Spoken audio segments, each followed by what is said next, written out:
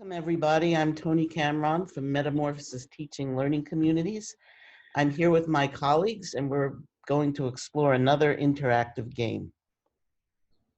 Hi, I'm Daniel Scher. Hi, I'm McCrum. And hey there, I'm Stephanie Slabic. Thanks for joining us once again for our interactive learning series, which focuses on developing students' mathematical reasoning and strategic thinking. So the games that we've been sharing may seem pretty straightforward and easy, but remember there's a lot of rich mathematical thinking that can be developed using our games. And so remember to click the link that has the analysis to this game to help you work with your child.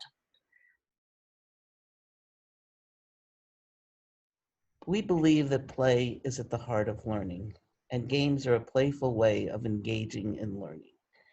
We also think that not all games are equal. Some games are not actually games because they're not fun. We use Dan Finkel's What Makes a Good Game to help us think about how to analyze games. And he uses three main points about games. First of all, there should be choice. There should be some options for playing the game, and that choice actually engages the learner.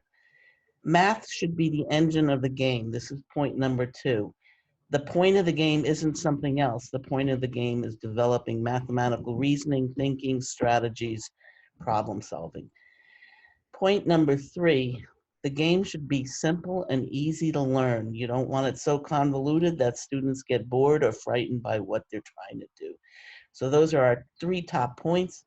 The main point is games should be fun and they should be about learning mathematics.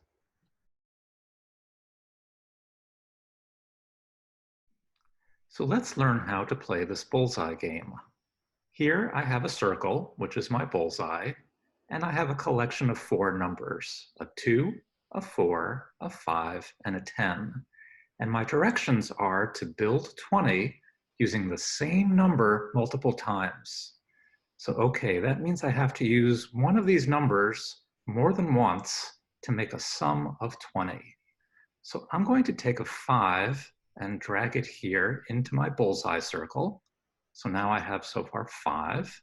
And look, I have another 5 here waiting for me to drag. So let's move that as well. So I have 2 5s or 10. So if I drag 2 more 5s to make double that, then I think I have 20. So let me check by pressing this button. And there, I got it. I have a sum of 20, and I used the same number of 5 multiple times. If I want to try this with a different number, I can just press the reset button, and everything goes back into this well of numbers, and I can try again.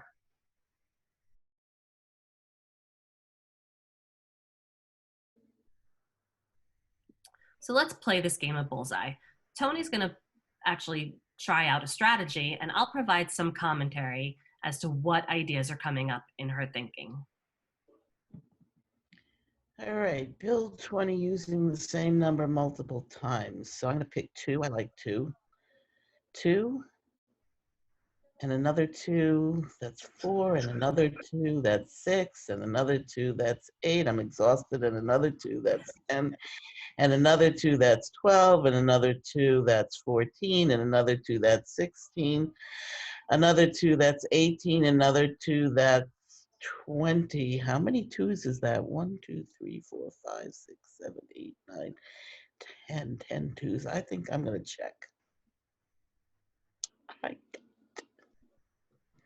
All right, so we just saw Toni choose the number 2. We're not quite sure why she chose the number 2, but she chose several 2s and she skip counted as a way to build up to 20. And so notice the way she kept track of where she was. Even though it was laborious and tedious, she was using a skip counting strategy to keep track. I already used 2. Now I'm going to try 4. Well, I know 2 and 2 is 4. So 4 and 4 is 8. Hey, I can double that. That would make, I'm going to pull over 2 more 4s. That's another 8. And I know 4 and 4 is 8. And 8 and 8 is 16. And I have to get to 20. One more 4 would get me there. And now I have 1, 2, 3, 4, 5 fours. So in this strategy, we saw Toni shift from her previous strategy, which was thinking about those skip counting by twos, but she recognized that it was sort of laborious to do that. Here we see her using a skip counting strategy or a repeated addition strategy again, but using doubling. So that's a strategy, a shortcut strategy for multiplication, where she was combining the fours to make a bigger chunk. And that, in that, she was keeping track of how many it would take to get close to 20, and she adjusted her doubling when she got to the 16.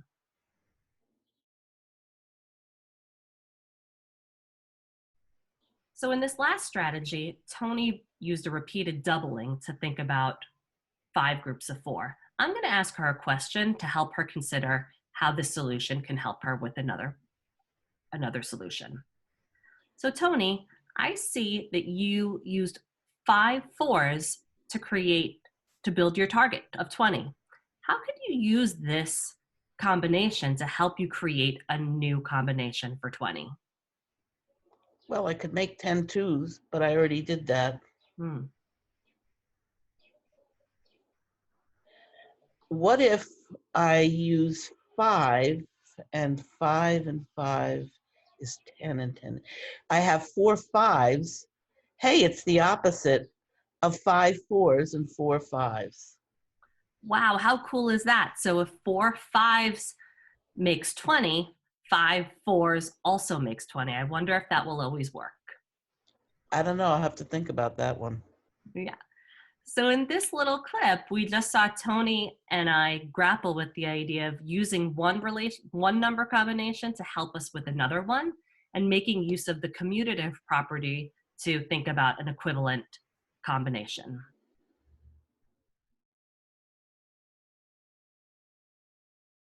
Now that we've explored how to reach a target of 20 with these 2 bullseyes, we can move on to some other challenges. Here in the bottom right corner of the game, there's a page navigation control, and I'll tap the right arrow to move to the second page of our game. Here again, we have 2 bullseyes. In our top bullseye, we again have a target of 20, but notice in this lower bullseye, we have a target of 40. So we can think about the relationship between reaching a target of 20 and reaching a target of 40. On page 3 of our game, we open this up and we allow you and your children to create their own challenges. So here we have again 2 bullseyes, and in this top bullseye, we can change the target value, and we can also change the numbers that go here into this well of numbers. So for example, let's say we'd like to have a target of 24. I'll just tap here into this box and I'll type 24 using this number pad. Now that I'm done, I'll tap outside the number pad and my target has been changed to 24. I can also change these values. So for example, let's say I'd like this first value to be a 2. So I'll type 2, and the second value I'll make, how about a 4? The third value I'll change to 8, and this last value I'll make a 12. So now I have a whole new puzzle to solve. I have a target value of 24, and I can make 24 using either a 2, 4, an 8, or a 12.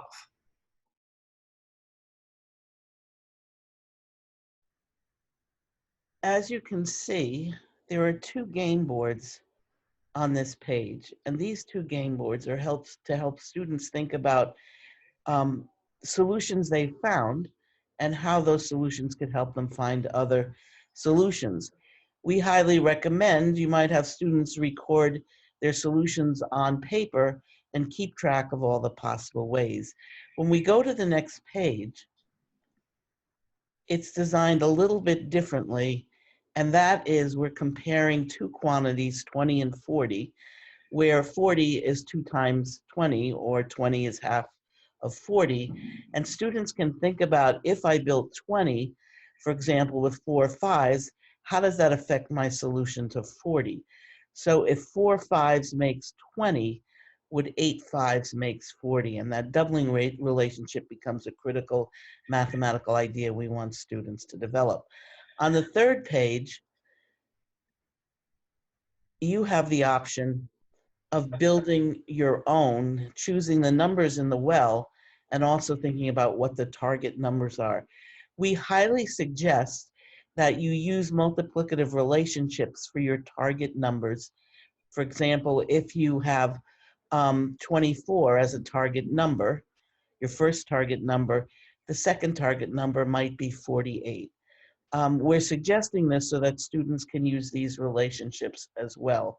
However, when you're building the numbers in the well, you really want to carefully think about what are the factors of 24 and what would be key numbers that I would want to put in my well. So while 5 might lead to an interesting conversation, it wouldn't actually, 5 is not a factor of 24, and so therefore it wouldn't work. So try and think about what are the factors of my target number and which ones are strategic to put in the well so students can build specific mathematical relationships when they're thinking about the two quantities they're comparing. For joining us. We love having you. Look forward to creating more games and having you join us and playing them. We also would love to get feedback, so be sure to check out our website and write to us if you have any questions or comments. We love to improve what it is we're doing, and we look forward to hearing from you. Thanks. Bye.